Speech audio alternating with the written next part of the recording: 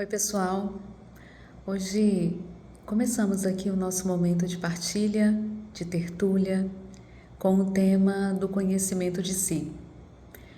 Me toca imensamente este tema, porque, como diz Santo Agostinho, nós não podemos amar aquilo que não conhecemos. E se tão pouco conhecemos a nós mesmos, como iremos nos amar? Como iremos assim amar ao próximo como nós amamos a nós mesmos? E esse é o mandamento basilar da nossa fé. Então, tudo isso mexe muito comigo e percebemos o quanto somos desconhecidos a nós mesmos.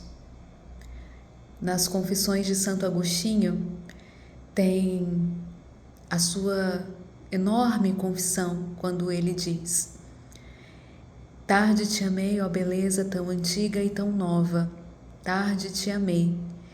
Eis que te buscava fora e tão dentro estavas. Isso é maravilhoso. De fato, Deus está no íntimo da alma, mas como muitas vezes nós tão pouco conseguimos silenciar para escutar a nós mesmos, o som da nossa consciência, menos ainda escutaremos a voz de Deus que fala no interior da nossa alma e do nosso coração.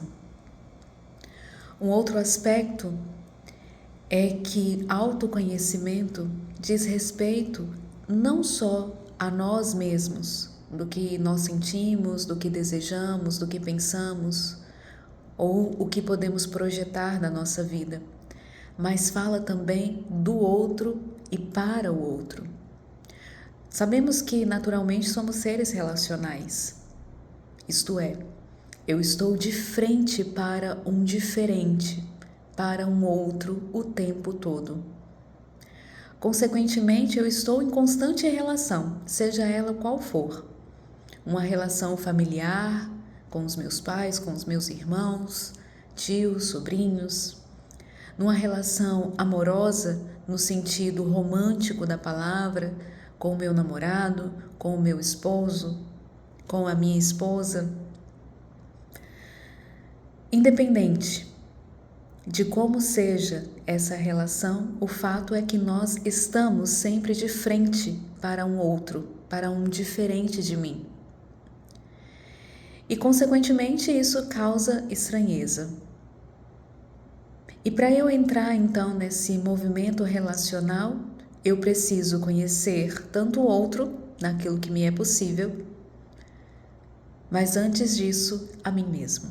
Eu tenho que saber, de fato, o que eu estou entregando aos demais. O que eu estou entregando aos demais, ao meu próximo, ao meu outro, ao meu diferente. É sabido que a nossa grande mazela, a nossa grande ferida é o egoísmo, é o orgulho, é a soberba. Todas essas doenças muito próximas, nomes distintos, mas que no fim partem de uma mesma raiz.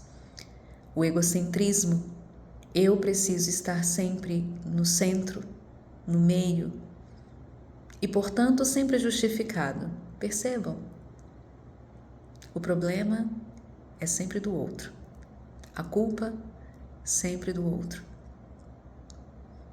E é engraçado porque na liturgia nós podemos bater no peito e dizer minha culpa, minha tão grande culpa. Mas na prática é difícil fazer esse movimento de trazer a responsabilidade para nós mesmos ao invés de transportá-la para os outros, sejam eles quem forem. É um desafio, e isso já está desde a origem da humanidade. Por isso é tão difícil, realmente é um caminho árduo, é uma batalha. Contudo, autoconhecimento é libertação, porque é a verdade que nos liberta. Então nós só vamos conseguir nos livrar deste homem mau que está dentro de nós, se nós tivermos a coragem de fazermos essa viagem. Talvez o itinerário não será o mais prazeroso, mas é o mais santificador, isso é certo.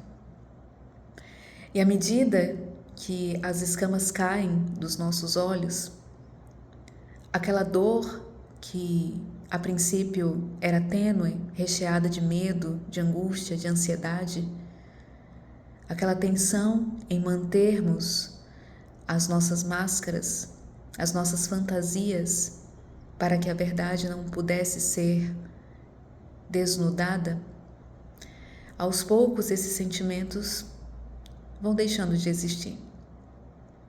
E paira a paz, porque isso é o que traz a verdade, a paz, a serenidade, a tranquilidade. Não pela negação do caminho, não pela negação daquilo que encontramos ou daquilo que tivemos a coragem de nos despir. Mas essa tranquilidade é fruto da verdade encontrada e consequentemente abraçada. E falando em viagem, meditamos nessas últimas semanas o célebre evangelho em que Nosso Senhor sobe na barca de Pedro, faz a sua pregação e depois diz aos seus: vamos, avancemos para as águas mais profundas. E eu gostaria de partilhar essa meditação com vocês. Uma meditação minha, particular, pessoal, mas que creio que tem um lugar aqui. Me instiga porque muitas vezes nós lemos esse Santo Evangelho na perspectiva vocacional. E a palavra vocação, ela está adornada no nosso senso comum pelas características de vida sacerdotal e de vida religiosa.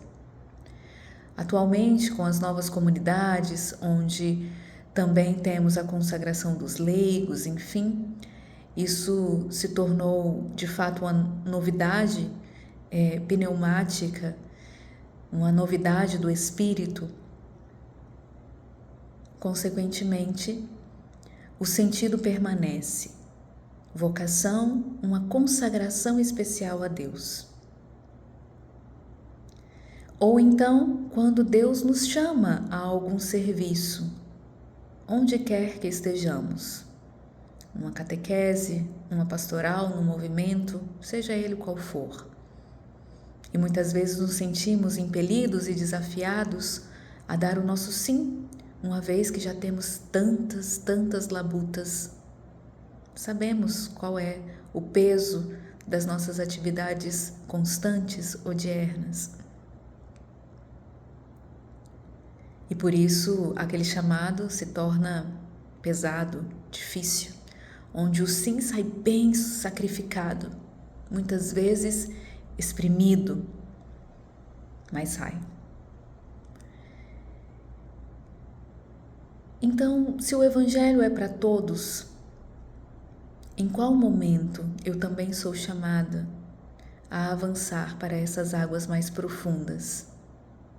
Somente quando eu estou a serviço na minha paróquia, na minha comunidade, no movimento? O primeiro movimento ao qual pertencemos é o movimento da existência, é o movimento do existir. Por isso, o avançar para as águas mais profundas não significa ir para longe, numa linha reta, onde quando alçamos as nossas vistas ao longe, podemos avistar uma meta, um ponto final. Tampouco para cima, onde erguemos os nossos olhos e podemos almejar dentro de nós mesmos: sim, eu quero subir. Lembremos, meus irmãos, que Deus está em tudo e em todo lugar, mas Ele vive nas 3 pessoas dentro da nossa alma. Portanto, esse ir para as águas mais profundas, ou numa linguagem muito teresiana de Santa Teresa de Ávila, se aceitamos adentrar neste castelo interior